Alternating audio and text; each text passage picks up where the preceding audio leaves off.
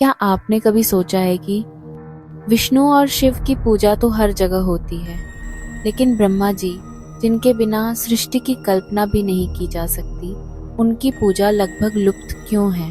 कहते हैं ब्रह्मा जी ने सृष्टि की रचना की, उन्होंने मन, बुद्धि, जीवन और वेदों की उत्पत्ति की, फिर भी उनका कोई पूजा पाठ क्यों नहीं होता? इसके पीछे एक भयानक श्राप छिपा है। एक बार ब्रह्मा और विष्णु के बीच यह विवाद हो गया कि दोनों में सबसे श्रेष्ठ कौन है। शिव जी ने बीच में आकर ज्योतिर्लिंग के रूप में परीक्षा ली, जिसका ना सिर था ना पैर। विष्णु जी ने हार स्वीकार की, लेकिन ब्रह्मा जी ने झूठ बोलकर जीतने की कोशिश की। शिव जी क्रोधित हुए और श्राप दिया, हे ब्रह्मा, पृथ्वी पर तुम्हारी पूजा नहीं होगी। भारत में ब्रह्मा जी के सिर्फ 2 मुख्य मंदिर माने जाते हैं, एक पुष्कर राजस्थान में और दूसरा बहुत कम जाना गया खेड़ब ब्रह्मा गुजरात में। खेड़ब ब्रह्मा गुजरात के साबरकांठा जिले में स्थित है। यहाँ की भूमि को ब्रह्म भूमि कहा जाता है। माना जाता है कि ब्रह्मा जी स्वयं इस स्थान पर अवतरित हुए थे और उन्होंने यहीं तांत्रिक साधना की थी। यह मंदिर कोई आम मंदिर नहीं, यहाँ की पूजा, रचना और ऊर्जा तंत्र मंत्र से भरी हुई है। इस मंदिर की मूर्ति में ब्रह्मा जी 4 मुखों और 4 हाथों के साथ विराजमान हैं। लेकिन ध्यान देने योग्य बात यह है कि उनका रूप अत्यंत शक्तिशाली और तांत्रिक है। उनके हाथों में वेद, कमंडल, माला और कमल का फूल है। उनके गले में रुद्राक्ष की माला है और आंखें मानो भक्त की आत्मा में झोंक रही हों।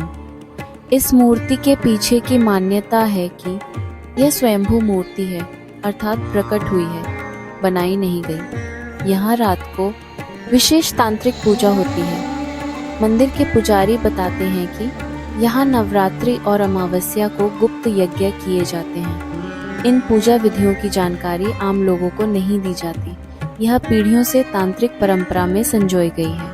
यहाँ आने वाले भक्तों के साथ कई रहस्यमय अनुभव हुए हैं। एक बार एक स्थानीय साधक ने कहा कि जब वह मंदिर के गर्भगृह में ध्यान लगा रहा था, तो उसके कानों में वेदों के श्लोक गूंजने लगे, जबकि वहाँ कोई भी आवाज नहीं थी। कुछ श्रद्धालुओं ने बताया कि उनकी रचनात्मकता और विवेक में अचानक वृद्धि हुई, जैसे ब्रह्मा जी ने उन्हें नया दृष्टिकोण दे दिया हो। और कई भक्त तो मंदिर के परिसर में तेज प्रकाश या अदृश्य सुगंध का अनुभव करते हैं। यह जगह उन लोगों के लिए जानी जाती है जो ध्यान, सृजन या शिक्षा के क्षेत्र में कुछ बड़ा करना चाहते हैं। कई कलाकार, लेखक और शिक्षक इस मंदिर को आध्यात्मिक ऊर्जा केंद्र मानते हैं। खेड़ब्रह्मा मंदिर के आसपास की भूमि भी बेहद रहस्यमय मानी जाती है। कुछ पुराने ग्रंथों में इसे तांत्रलोक का प्रवेश द्वार कहा गया है।